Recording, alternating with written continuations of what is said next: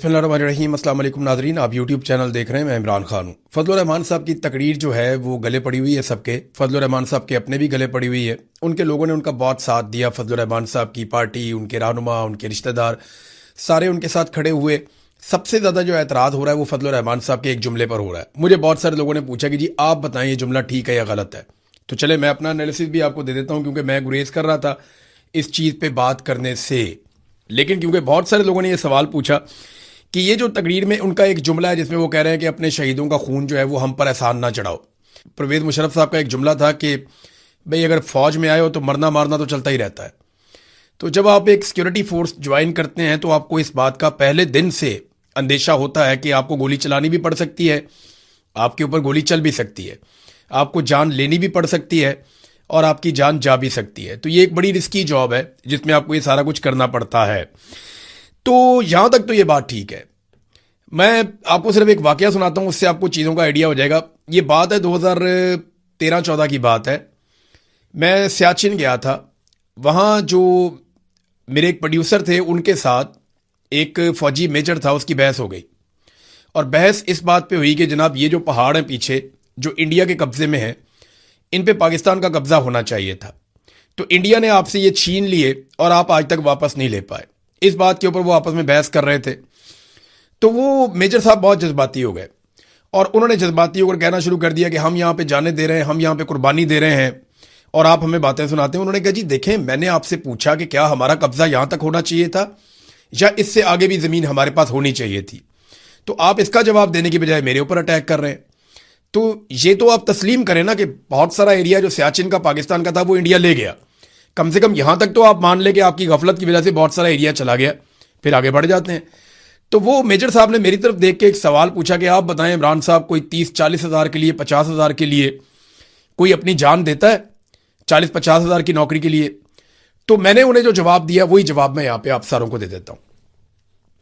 मैंने कहा जी हम जो आपको पैसे देते हैं ना वो आपके वक्त के लिए आपको हम देते हैं, कि जो आप सर्विसेज दे रहे हैं, आप जो नौकरी कर लें उसके लिए हम आपको पैसा देते हैं।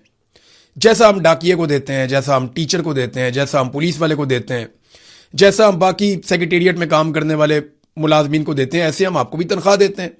जैसे बाकी इदारों में तनख्वाह मिलती है, आपके इदारे को भी तनख्वाह मिलती है। तो इसमें अलग चीज़ क्या है? सबकी अपनी अपनी अलग अलग ड्यूटी है।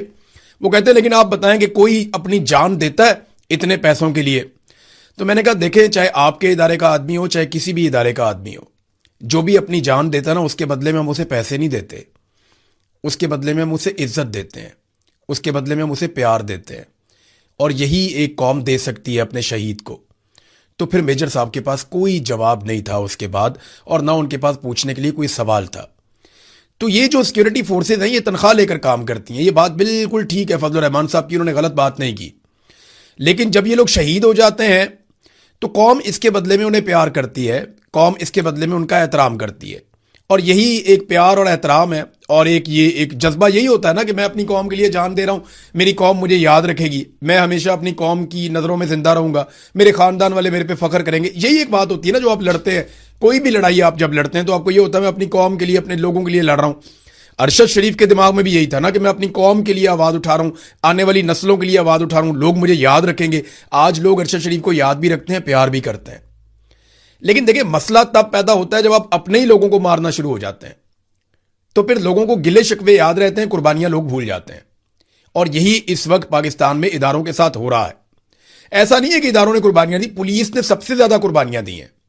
उसके बाद दहशतगर्दी की लड़ाई में फौज ने भी कुर्बानियां दी हैं। लेकिन सबसे बड़ी कुर्बानी जो दी वो पाकिस्तान के सिविलियंस ने दी है। सबसे ज्यादा जानें सिविलियंस की गई हैं दहशतगर्दी के खिलाफ लड़ाई में। और वो सारे भी उतने ही बड़े शहीद हैं जितने बड़े हमारे सिक्योरिटी फोर्सेज के लोग शहीद हैं। ये सारे लोग जो है वो शोहदा है, तो सारों का एक जैसा एहतराम होना चाहिए ना। हम तो फर्क नहीं करते, लेकिन ये जो फर्क किया जा रहा है इस वक्त, बलूचिस्तान की सड़कों पे 30 शोहदा के लाशें पड़ी हुई हैं, उनसे सौतेलों जैसा सलूक क्यों किया जा रहा है? मेरा ये सवाल है, कोई मुझे इसका जवाब दे दे। देखिए फजलुर रहमान साहब के जुमले में ये आप एतराज कर सकते हैं, जो लोग एतराज कर रहे हैं उस एक जुमले के ऊपर, वो जायज एहतजाज है कि आप शोहदा के बारे में आप इस तरह बात बेशक ना करें। लेकिन क्या शोहदा का एहतराम पाकिस्तान की रियासत कर रही है? मेरा सवाल यह है, क्या इन पुलिस वालों की जो वर्दी है वो ज्यादा सस्ती है? क्यों उनके चेहरे जो है वो पाकिस्तान के टीवी चैनल्स पर नहीं दिखाए जा रहे? मेरा सवाल है, मुझे इसका जवाब दें आप। क्यों उन पर गमगीन नगमों वाले म्यूजिक क्यों नहीं चलाए जा रहे, उनके ऊपर मोन्टाजेस क्यों नहीं बनाए जा रहे, क्यों उनके चेहरे बार बार टीवी चैनल्स पे नहीं दिखाए जा रहे? मेरा सवाल है, मुझे इसका जवाब दे। क्यों अभी तक आईएसपीआर की जानिब से इन शोधा पर कोई नगमा जारी नहीं किया गया? मेरा सवाल है, मुझे इसका जवाब दें।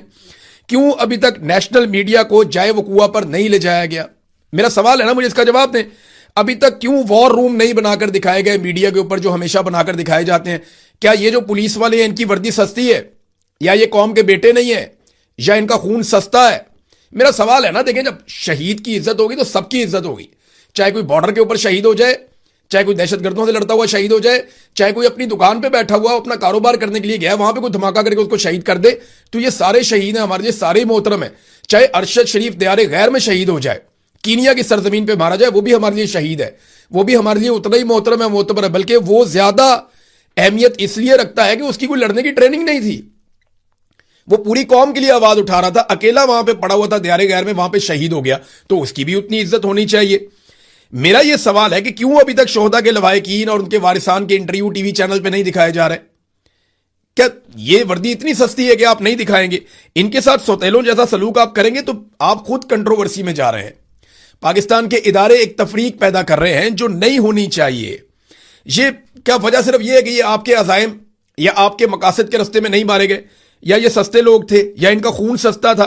देखिए, अमेरिका ने अपने एक पायलट को बचाने के लिए, देखें, शेर तो हमें यह भी सुनाए जाते हैं कि काफिर हो तो शमशीर पे करता है भरोसा, मोमिन हो तो बेतेग भी लड़ता है सिपाही। ये जगह जगह लिखे हुए हैं। हमें एस्टेब्लिशमेंट के लोग ये शेर सुनाते हैं बार बार जज्बाती करने के लिए, और बहुत सारे इस तरह के। लेकिन मेरा सवाल यह है कि वहां पे लड़ने के लिए क्यों नहीं गए जहां पे आपके पास बेशुमार असला था? वो तो बेचारे आपका इंतजार करते रहे, वो तो आपको देखते रहे। अमेरिकन पायलट एक गिर गया था ईरान के अंदर। अमेरिका ने तारीख का महंगा तरीन और मुश्किल तरीन ऑपरेशन किया अपने पायलट को निकालने के लिए। याद है आपको? थोड़ा अर्सा पहले की बात है। डोनाल्ड ट्रंप वगैरह ये दो रातें सोए ही नहीं सारे लोग। इन्होंने व्हाइट हाउस के अंदर पूरा एक वॉर रूम बना दिया था और पूरा एक ऑपरेशन किया गया था बहुत बड़ा, जिसपे अरबों रुपए इन्होंने खर्च कर दिए थे कि हमने हर हाल में कई अपना सामान इन्होंने कीमती जाया करवा दिया, अपने एयरक्राफ्ट जाया करवा दिए। लेकिन ये अपने एक एक बंदे को ईरान से निकाल कर लेकर गए। जब ईरान में पायलट गिरा था, वो वाकया आपको याद होगा। तो हम अपने 30 जवानों को किसके रहमो करम पे छोड़ रहे थे? हमने वहां पे क्यों छोड़ा? हमें भी चाहिए था वहां से उनको निकालते। देखें ना, पाकिस्तान अब सालसी दुनिया की तो करवा रहा है। वो डोनाल्ड ट्रंप भी बाज नहीं आ रहा, ईरान भी नहीं बाज आ रहा, वो आपस में एक दूसरे पे मिसाइल मारते चले जा रहे हैं, मारते चले जा रहे हैं। लड़ाई दोबारा शुरू हो गई है। दोनों को आपने हुर्मत पे कंट्रोल चाहिए, और कंट्रोल का मामला यह है कि जिसका कंट्रोल होगा वो फ्यूचर में तिजारत के ऊपर कंट्रोल करेगा। ईरान को लगता है कि उनके हाथ में कमजोरी आ गई है दुनिया की, तो यहां से हम अपने आप को सेव करेंगे। जबकि अमेरिका को यह लगता है कि हमारी बहुत बड़ी बेइज्जती है अगर हम इसको बंद करवा के चले जाते हैं या ईरान के कंट्रोल में देकर चले जाते हैं। अब वो लड़ाई लगी हुई है, लड़ाई चलती जा रही है, चलती जा रही है। वो फिर एक दूसरे पे बम मारे, ईरान के ऊपर ज्यादा बम गिर रहे हैं। लड़ाई का आगाज ईरान ने कहा जी कि अमेरिका ने किया है, जबकि अमेरिका कहता है वहां से जो जहाज गुजरते हैं उनको ईरान मारता है, तो फिर लड़ाई शुरू हो जाती है। अब अरब ममालिक के ऊपर ईरान लगातार बमबारी कर रहा है। बहुत सारे मिसाइल उनके इंटरसेप्ट हो जाते हैं, लेकिन बहुत सारे जाकर टारगेट पे भी लग जाते हैं, और वहां से वीडियोस भी आ रही हैं। तो डोनाल्ड ट्रंप ने इस हवाले से एक इंटरव्यू भी दिया। मेरा सवाल यह है कि देखें, पाकिस्तान में आग लगी हुई है। बलूचिस्तान लिबरेशन आर्मी ने और तहरीक तालिबान पाकिस्तान ने जो वीडियोस जारी कर दी हैं, मैंने बदकिस्मती से वो वीडियोस देखी हैं। वो इतनी खौफनाक वीडियोस हैं, ऐसे दिल दहला देने वाले मनाजिर हैं कि मैं नहीं चाहता कि कोई भी उनको देखे। लेकिन बतौर सहाफ़ी जब मैंने देखा तो ये बहुत खौफनाक सूरत हाल पैदा हो चुकी है। बहुत सारी तंजीमें इकट्ठी हो गई हैं, बहुत सारी तंजीमें सरगर्म हो गई हैं। वहां पे आप अंदाजा करें कि इस वक्त जो सूरत हाल है, अफगान फोर्सेज है, दाइश है, टीटीपी है, बीएलए है, और जराइम पेशा ग्रोह हैं, बहुत सारे स्मगलर्स हैं, और पता नहीं कौन कौन कहां से इकट्ठा होकर आ गया। और एक अजीबो गरीब अनारकी फैल गई है पूरे बलूचिस्तान में और खैबर पख्तूनख्वा के कबायली इलाकों में। इनको रोको जाके। दुनिया की सालसी आप छोड़ दें, कश्मीर के अंदर आपने आग लगाई हुई है, एक नफरत की आग वहां पे भड़क रही है। लोग बात सुनने को तैयार नहीं है हुकूमत की, और हुकूमत लोगों की बात नहीं सुन रही। वहां कत्लेआम हो चुका है 2 दफा, और अब दोबारा से खदशा है कि दोबारा लड़ाई ना हो जाए। तो इन चीजों पे तवज्जो छोड़कर पाकिस्तान को बचाएं। इस वक्त पाकिस्तान में सालसी की और बातचीत करने की जरूरत है। देखें, इससे कुछ अफसरान को तो फायदा हो जाएगा, कुछ लोग अपनी नौकरी या कुर्सी पक्की कर देंगे, लेकिन इस खेल के बाद नुकसान पाकिस्तान का होगा और पाकिस्तान के इदारों का होगा। اور ہمیں قیمت اس کی چکانی پڑے گی، آپ جو مرضی کر لیں. جس لیول کی یہ لڑائی آپ کے گلے پڑ گئی ہے نا، یہ لڑائی قومی یکجہتی کے بغیر لڑنا ممکن ہی نہیں ہے.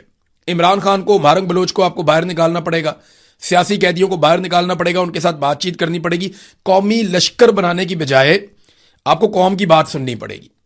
دیکھیں قومی لشکر یہ کیوں کہتے ہیں کہ بنانا ہے؟ دیکھیں 3 اس کی بڑی وجوہات ہیں جس وجہ سے یہ قومی لشکر بنانا چاہتے ہیں.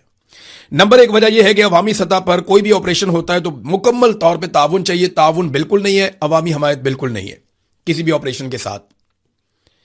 اور دوسری اس کی وجہ یہ ہے کہ وہ ڈی مورال ہو جاتی ہیں فورسز. تو آپریشنز تو آپ مورال کے ساتھ کرتے ہیں، نعرے لگاتے ہوئے کرتے ہیں، تو جب آپ ڈی مورال ہو جائیں گے تو پھر آپ آپریشنز کیسے کریں گے؟ تیسرا اس کا جو ریزن ہے کہ انٹیلیجنس فیلئر ہو رہا ہے. جب تک آپ کا لوکل آپ کے ساتھ نہیں ہوگا، مقامی آبادیاں آپ کے ساتھ کھڑی نہیں ہوں گی، آپ کو انٹیلیجنس نہیں ملے گی، تو آپ کو آپریشنز میں کامیابی نہیں ملے گی. اب یہ 3 بڑی ریزنز ہیں، لوگ ساتھ نہیں کھڑے ہو رہے. دیکھیں اگر لشکر ہوگا تو عوامی تائید بھی مل جائے گی، معلومات بھی ملیں گی اور مورال بھی بہتر ہو جائے گا. اب یہ لشکر نہیں ہے تو یہ بھی نہیں ہو رہا. اب لشکر والوں کے ساتھ پرابلم یہ ہے کہ وہ جب بھی لشکر بنا کے لڑتے ہیں بعد میں وہ اکیلے رہ جاتے ہیں. جو لوگ سوات میں صرف میں آپ کو بتا رہا ہوں لشکر بنا کر لڑے تھے، ان میں سے درجنوں کی ٹارگٹ کلنگ ہوئی ہے.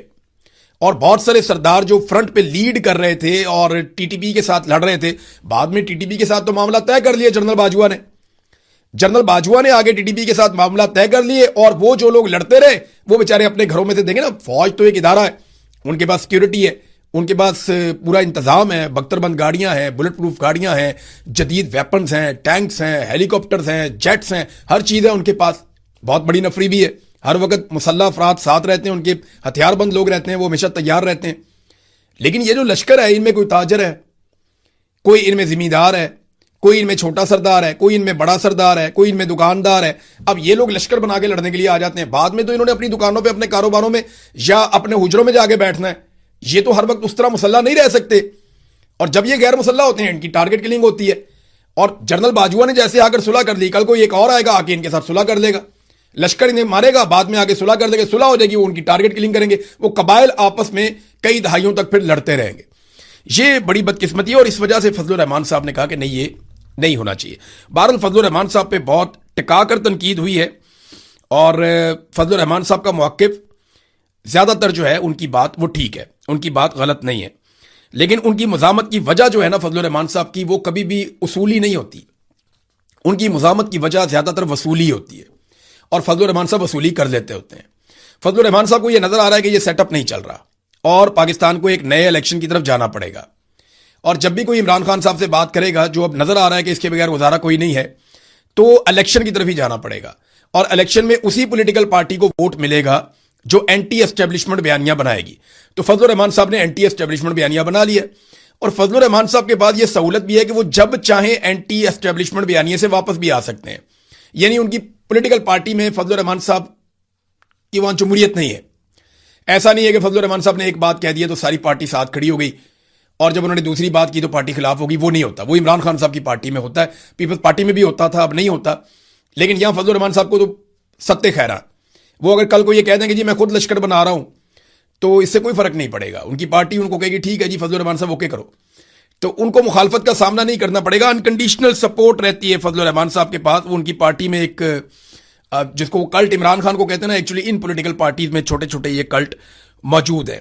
اب خیبر پختونخوا میں اور بلوچستان میں فضل الرحمان صاحب کہتے ہیں ان کی حکومت بن جائے تو عوامی مقبولیت کے لیے تھوڑا اینٹی اسٹیبلشمنٹ ہونا پڑے گا اور اسٹیبلشمنٹ کو یہ سوٹ کرے گا اگر فضل الرحمان صاحب کی حکومت بن جاتی ہے یا وہ کچھ مقبول ہو جاتے ہیں، کچھ سیٹیں جیت جاتے ہیں، کولیشن گورنمنٹ بھی بنا لیتے ہیں، تو فضل الرحمان صاحب اسٹیبلشمنٹ کو سوٹ کریں گے عمران خان کی جگہ پہ، کیونکہ عمران خان بہت مشکل آدمی ہے.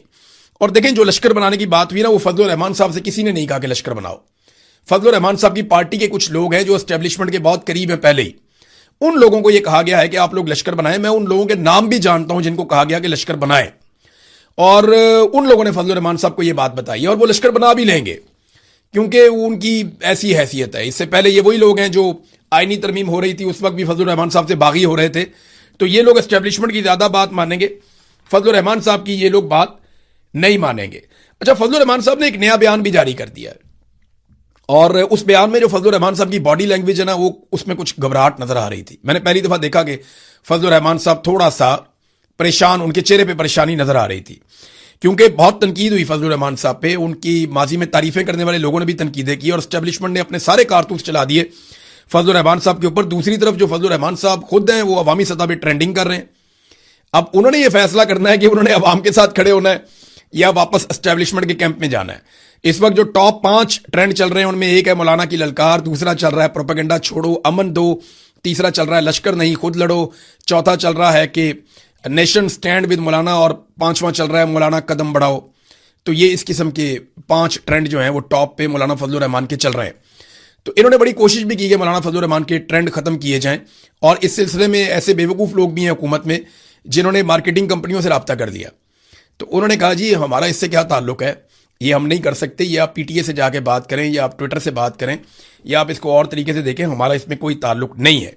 तो फ्रस्ट्रेशन बहुत ज़्यादा बढ़ गई है कि फजलुर रहमान साहब को सोशल मीडिया पे कैसे नाकाम बनाया जाए। देखिए ये फजलुर रहमान साहब की अपनी पार्टी सोशल मीडिया पे इतनी तगड़ी नहीं है, तहरीक लब्बैक उनसे 10 गुना ज़्यादा तगड़ी थी सोशल मीडिया पे, और पाकिस्तान तहरीक इंसाफ नंबर 1 पार्टी है सोशल मीडिया पे आज भी। ये अवामी तायीद है जो फजलुर रहमान साहब को मिली है उनके मौक़िफ़ की वजह से। वो अपना मौक़िफ़ बदलेंगे, देखेंगे यही अवाम सारी की सारी फजलुर रहमान साहब के खिलाफ हो जाएगी, फिर फजलुर रहमान साहब अपना कोई ट्रेंड बना के चला के दिखा दें तो वो नहीं बना पाएंगे, ना वो चला पाएंगे, वो कर नहीं पाएंगे। इमरान खान साहब के बारे में देखें, इनको अगर अमन लेकर आना है ना तो जितने भी सियासी कैदी हैं उनको छोड़कर पाकिस्तान को एक नए इलेक्शन की तरफ लेकर जाना पड़ेगा और अवामी लश्कर बनाने की बजाय अवाम की बात सुननी पड़ेगी, अवाम को उनके हुकूक देने पड़ेंगे। फिर आप देखिएगा पाकिस्तान में आहिस्ता आहिस्ता अमन आ जाएगा और ये दहशतगर्द ये अकेले होते चले जाएंगे। अब इन दहशतगर्दों को सपोर्ट इसलिए मिल लेती है क्योंकि सिक्योरिटी फोर्सेस से लोग नाराज हैं, और वो नाराज इसलिए कि सिक्योरिटी फोर्सेस अपने ही लोगों पे गोली चला देती हैं। कश्मीर में आपने ये देख लिया, डी चौक में आपने ये देख लिया, मुरीदके में आपने ये देख लिया, 9 मई को आपने ये देख लिया। तो आप बार बार ये होता हुआ देख रहे हैं पाकिस्तान में, तो लोगों के अंदर अब रिजेंटमेंट पैदा हो गई है। इमरान खान जेल में किस स्टेट ऑफ माइंड में है इसको समझना बहुत जरूरी है। ऐसी सूरत हाल में आप इस आदमी को शिकस्त नहीं दे सकते, आपको इससे बात ही करनी पड़ेगी। जो अल्लामा राजा नासिर अब्बास साहब हैं उन्होंने एग्जैक्टली वो अल्फाज बताए जो इमरान खान साहब ने उन लोगों से बोले थे जेल में, जब ये पेशकश लेकर गए थे इमरान खान साहब के पास कि आपको हम बनीगाला में शिफ्ट कर देते हैं। ये बहुत बड़ा इंकशाफ है, पहली मरतबा हुआ, मैं आपके सामने रख देता हूं।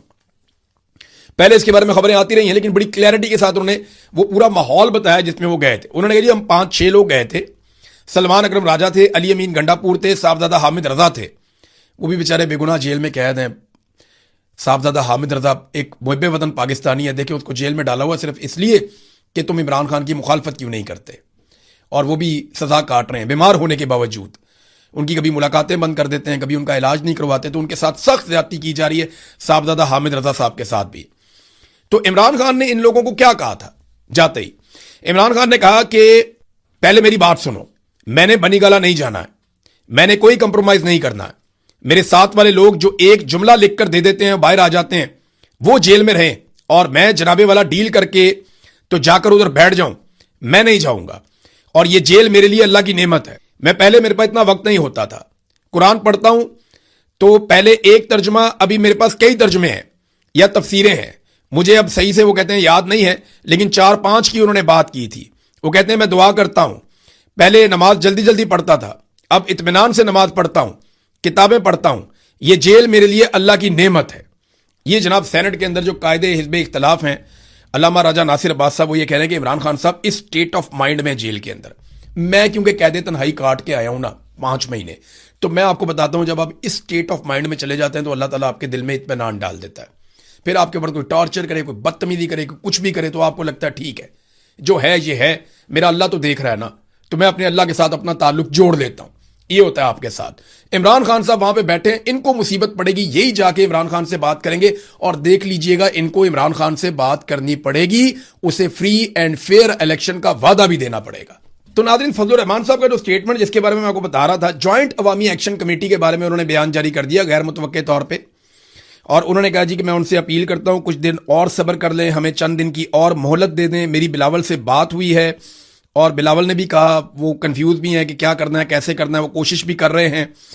तो मौलाना के चेहरे पे ना थोड़ी बहुत घबराहट नजर आ रही थी, लेकिन ऐसा लग रहा था कि मौलाना साहब अब सीज फायर चाहते हैं, और मेरे ख्याल में बिलावल से रब्ता करने की मौलाना की एक वजह यह भी हो सकती है कि मौलाना चाह रहे हों कि मामला किसी जगह पे तय हो जाए, और उसके बाद मौलाना साहब ने यह बताने के लिए कि मेरा बिलावल से राब्ता हो गया है। ये स्टेटमेंट भी उन्होंने चंद मिनट का जारी किया है और इसमें अपील की है ज्वाइंट अवामी एक्शन कमेटी से कि आपने अभी कोई और एक्शन नहीं लेना।